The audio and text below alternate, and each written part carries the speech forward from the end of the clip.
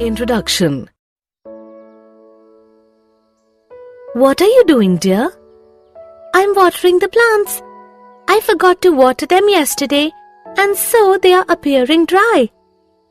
You should know that plants are also living beings like us, and they also require food and water for their survival. But how do the plants get them? They absorb nutrients and water from soil by various mechanisms. We will learn about such mechanisms in this module. Objectives.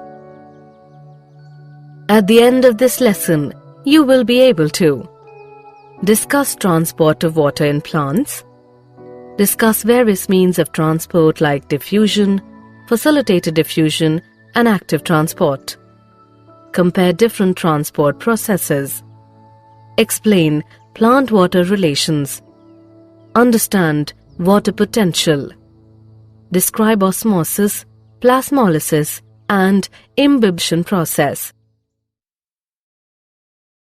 Transport of water in plants. Introduction.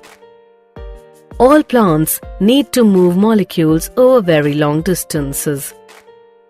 They also do not have a circulatory system in place. Water taken up by the roots has to reach all parts of the plant, up to the very tip of the growing stem. The photosynthetes, or food synthesized by the leaves, have also to be moved to all parts, including the root tips embedded deep inside the soil. In a flowering plant, the substances that would need to be transported are water, mineral nutrients, organic nutrients, and plant growth regulators. Over small distances, substances move by diffusion and by cytoplasmic streaming, supplemented by active transport. Transport over longer distances proceeds through the vascular system and is called translocation. You will be surprised to know that in rooted plants, transport in xylem is essentially unidirectional from roots to the stems. Organic and mineral nutrients, however, undergo multidirectional transport. Now we will learn about the means of transport for short distances in plants. Means of transport. Let us start with diffusion process. Diffusion is a slow process and is not dependent on a living system. In diffusion, molecules move in a random fashion, the net result being substances moving from regions of higher concentration to regions of lower concentration. Movement by diffusion is passive and may be from one part of the cell to the other, or from cell to cell, or over short distances, say from the intercellular spaces of the leaf to the outside. No energy expenditure takes place. Diffusion is very important to plants since it is the only means for gaseous movement within the plant body. Diffusion rates are affected by the gradient of concentration, the permeability of the membrane separating them, temperature, and pressure. The diffusion rate depends on the size of the substances. Obviously, smaller substances diffuse faster. The diffusion of any substance across a membrane also depends on its solubility in lipids, the major constituent of the membrane. Membrane proteins provide sites at which some molecules cross the membrane. They do not set up a concentration gradient. A concentration gradient must already be present for molecules to diffuse even if facilitated by the proteins. This process is called facilitated diffusion. In facilitated diffusion, special proteins help move substances across membranes without expenditure of ATP energy. Facilitated diffusion is very specific. It allows cell to select substances for uptake. The proteins form channels in the membrane for molecules to pass through. Some channels are always open, others can be controlled. Some are large, allowing a variety of molecules to cross. The porins are proteins that form huge pores in the outer membranes of the plastids. Mitochondria and some bacteria allowing molecules up to the size of small proteins to pass through. In this process, an extracellular molecule bound to the transport protein. The transport protein then rotates and releases the molecule inside the cell. For example, water channels made up of 8 different types of aquaporins. Some carrier or transport proteins allow diffusion only if 2 types of molecules move together. In a symport, both molecules cross the membrane in the same direction. In an antiport, they move in opposite directions. When a molecule moves across a membrane, independent of other molecules, the process is called uniport. Another mean of transport is active transport. Active transport uses energy in the form of ATP to pump molecules against a concentration gradient. Active transport is carried out by membrane proteins. Hence, different proteins in the membrane play a major role in both active as well as passive transport. Pump subproteins that use energy to carry substances across the cell membrane. These pumps can transport substances from a low concentration to a higher concentration or uphill transport. Transport rate reaches a maximum when all the protein transporters are being used or are saturated. Now, let us compare simple diffusion, facilitated diffusion, and active transport. Plant-water relations. Water is essential for all physiological activities of the plant and also plays a very important role in all living organisms. It provides the medium in which most substances are dissolved. The protoplasm of the cells is nothing but water in which different molecules are dissolved and suspended. A watermelon has over 92% water.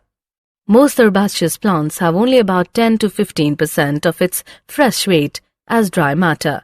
Of course, distribution of water within a plant varies. Woody parts have relatively very little water, while soft parts mostly contain water. A seed may appear dry, but it still has water. Otherwise, it would not be alive and respiring.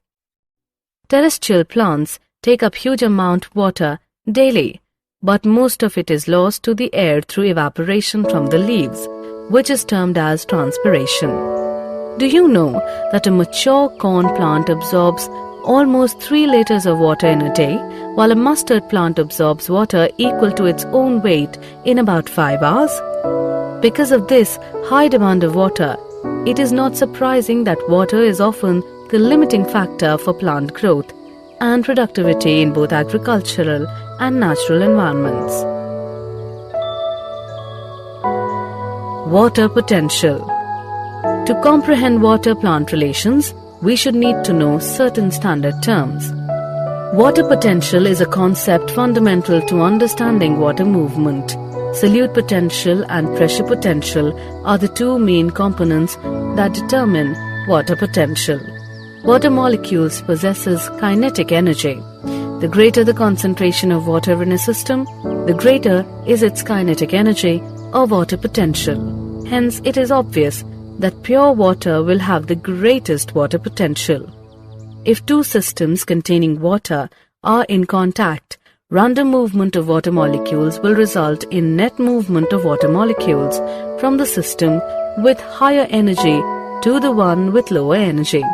Thus, water will move from the system containing water at higher water potential to the one having low water potential. This process of movement of substances down a gradient of free energy is called diffusion.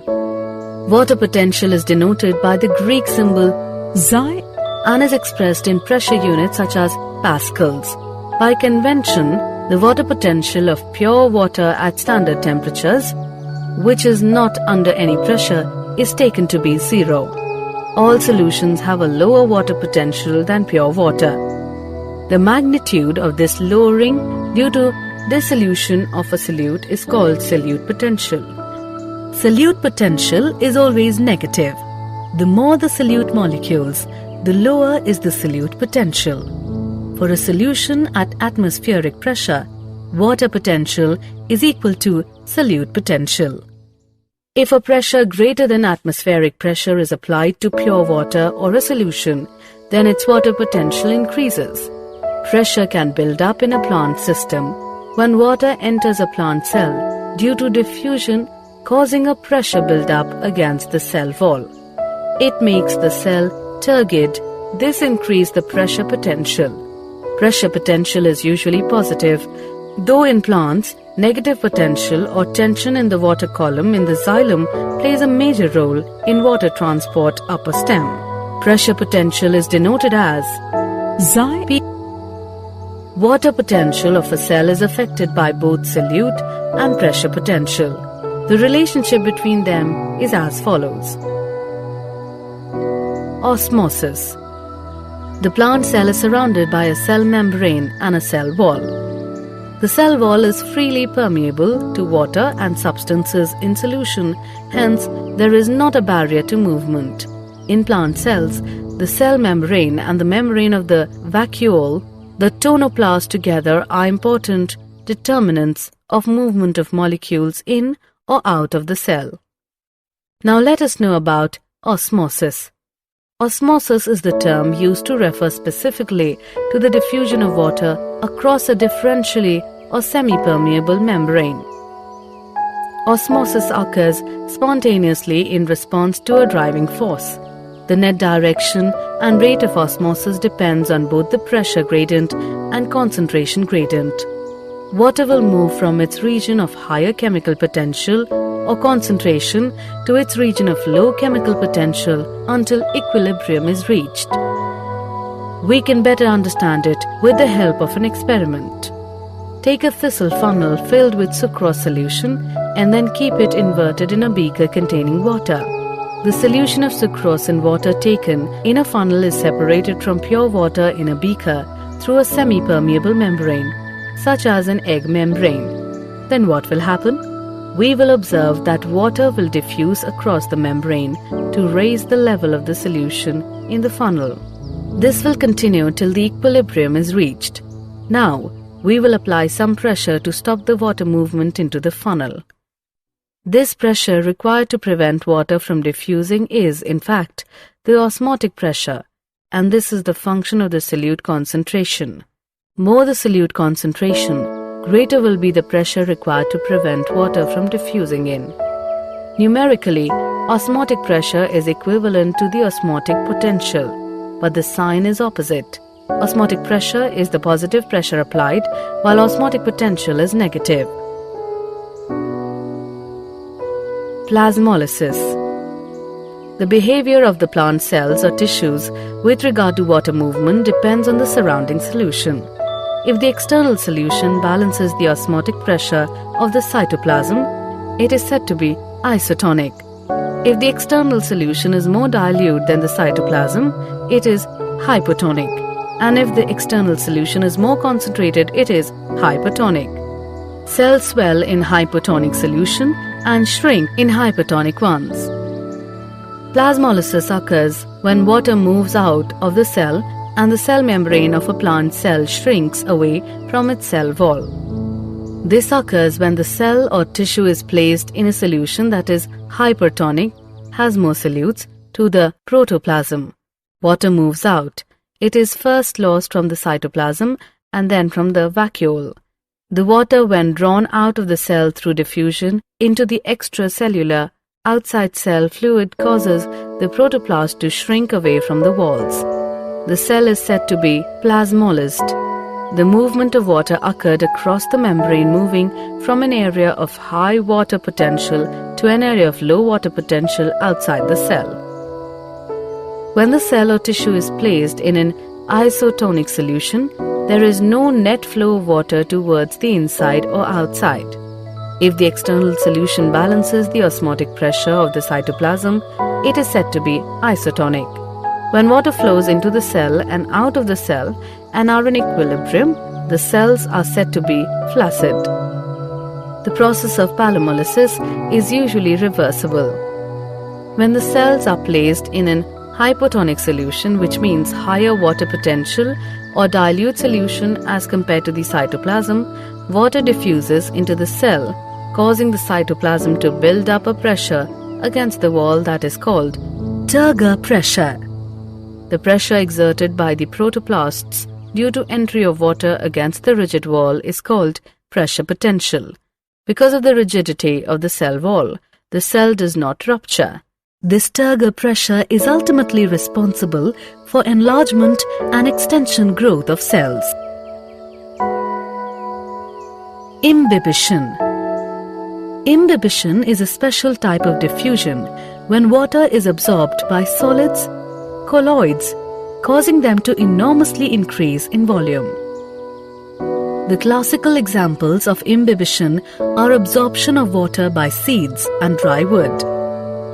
Imbibition is also diffusion since water movement is along a concentration gradient.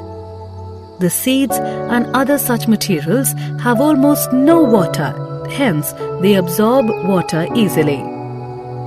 Water potential gradient between the absorbent and the liquid imbibed is essential for imbibition. Summary. Let us summarize what we have learned. Over small distances, substances move by diffusion and by cytoplasmic streaming supplemented by active transport. Transport over longer distances proceeds through the vascular system and is called translocation. In rooted plants, transport in xylem is essentially unidirectional from roots to the stems. Organic and mineral nutrients, however, undergo multidirectional transport. In diffusion, molecules move in a random fashion, the net result being substances moving from region of higher concentration to regions of lower concentration. In facilitated diffusion, special proteins help move substances across membranes without expenditure of ATP energy. Active transport uses energy to pump molecules against a concentration gradient. It is carried out by membrane proteins. Water potential is denoted by the Greek symbol xi and is expressed in pressure units such as pascals. Water potential of a cell is affected by both solute and pressure potential. The relationship between them is as follows. The diffusion of water across a semi-permeable membrane is known as osmosis. The net direction and rate of osmosis depends on both the pressure gradient and concentration gradient. If the external solution balances the osmotic pressure of the cytoplasm, it is said to be isotonic. If the external solution is more dilute than the cytoplasm, it is hypotonic. And if the external solution is more concentrated, it is hypertonic. Cells swell in hypotonic solutions and shrink in hypertonic ones. Plasmolysis occurs when water moves out of the cell and the cell membrane of a plant cell shrinks away from its cell wall. Imbibition is a special type of diffusion when water is absorbed by solids, colloids, causing them to enormously increase in volume.